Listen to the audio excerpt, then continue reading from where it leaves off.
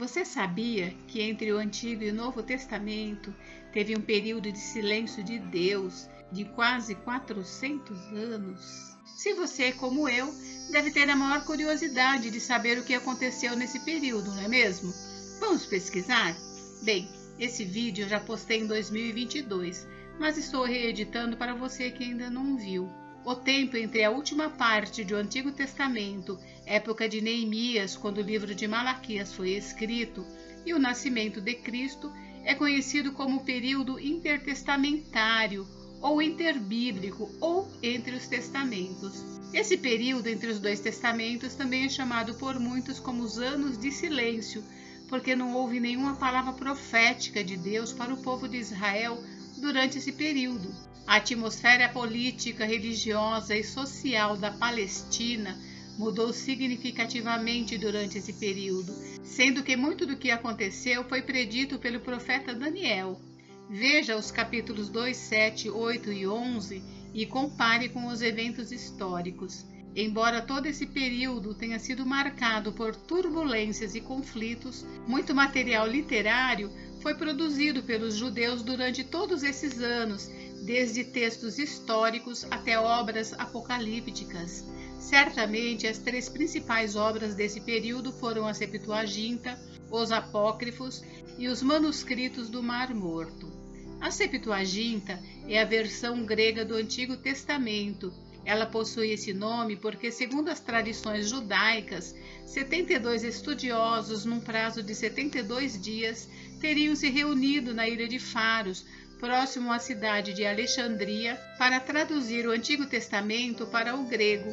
Entretanto, acredita-se que apenas a Torá, os 5 livros de Moisés, tenha sido traduzida nesse período.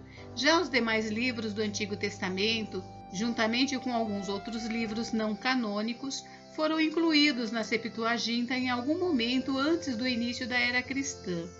A Septuaginta se tornou a Bíblia dos judeus fora da Palestina, principalmente pelo fato de que muitos deles já não falavam mais o hebraico e posteriormente também se tornou a Bíblia mais usada pela igreja primitiva.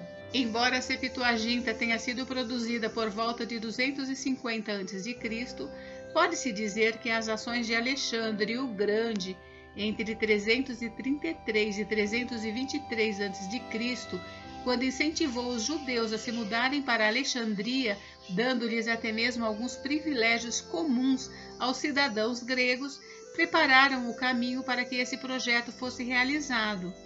Os livros apócrifos também foram escritos neste período intertestamentário, com exceção de 2º Esdras, que provavelmente data de 90 d.C. Se constituem de uma coletânea de livros, juntamente com mais alguns acréscimos de textos aos livros canônicos. Esta obra possui uma grande importância como fonte de informação para o estudo do período entre os dois testamentos, mas, por outro lado, não apresentam nenhum valor doutrinário, além de conter erros cronológicos e várias ideias conflitantes com os textos canônicos. Os manuscritos do Mar Morto são documentos e fragmentos encontrados em 1947 em uma caverna nas colinas da costa sudoeste do Mar Morto. Este material incluía livros do Antigo Testamento, alguns apócrifos, livros pseudo-epígrafos, que são textos escritos por autores que se faziam passar por personagens importantes da antiguidade, obras apocalípticas e vários outros livros específicos da seita que os produziu. Falando em história, Israel estava sob o controle do Império Persa entre 532 e 332 a.C. Os persas deixaram os judeus praticarem sua religião com pouca interferência, até mesmo dando-lhes permissão para reconstruir e adorar o templo, como vemos em 2 Crônicas 36, dos versículos 22 a 23, e Esdras 1, do versículo 1 ao 4. Esse período inclui os últimos 100 anos do Antigo Testamento e mais ou menos os primeiros 100 anos do período intertestamentário. Esse tempo de paz e contentamento foi um tipo de calma antes da tempestade. Em 333 a.C., Alexandre o Grande derrotou Dário da Pérsia, assim introduzindo o reinado grego ao mundo, dando início ao período helenístico que durou entre 330 e 166 a.C. Alexandre foi um aluno de Aristóteles e era bem educado na filosofia e política gregas e tinha a ambição de unificar o mundo com a cultura grega. Como resultado, o Antigo Testamento hebraico foi traduzido ao grego, tornando-se a tradução conhecida como a Septuaginta. Alexandre permitiu liberdade religiosa aos judeus, apesar de fortemente promover os estilos de vida gregos. Isso não foi uma boa direção dos eventos para Israel, já que a cultura grega era uma ameaça a Israel por ser muito humanística, mundana e que não agradava a Deus. Em 323 a.C., Alexandre morreu e seu império foi dividido entre os seus generais. Dessa divisão surgiram duas dinastias, a Ptolemaica, no Egito, e a Seleucida, na Síria e na Macedônia. Por mais de 100 anos, essas dinastias disputaram o controle da Palestina. Enquanto os Ptolomeus estavam no controle, as práticas religiosas dos judeus foram respeitadas.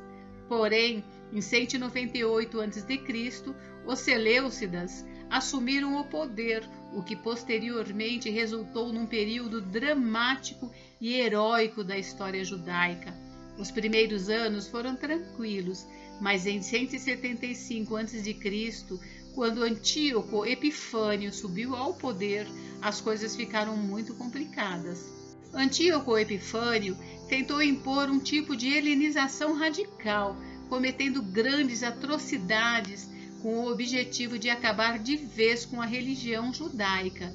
Ele fez muito mais do que apenas recusar liberdade religiosa aos judeus. Em mais ou menos 167 a.C., ele aboliu a linha do sacerdócio e profanou o templo com animais impuros e um altar pagão, como nós vemos em Marcos 13:14. Entre 103 e 76 a.C., Alexandre Janeu chegou até mesmo a perseguir os fariseus.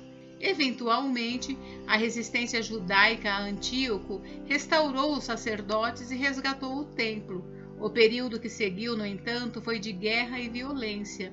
Em mais ou menos 63 a.C., o general Pompeu de Roma, que conquistou a Palestina para Roma, tomou Jerusalém, colocando toda a Judéia sob o controle de César, e acabou massacrando os sacerdotes e, novamente, profanando o lugar santíssimo, após ter sitiado a área do templo por cerca de 3 meses.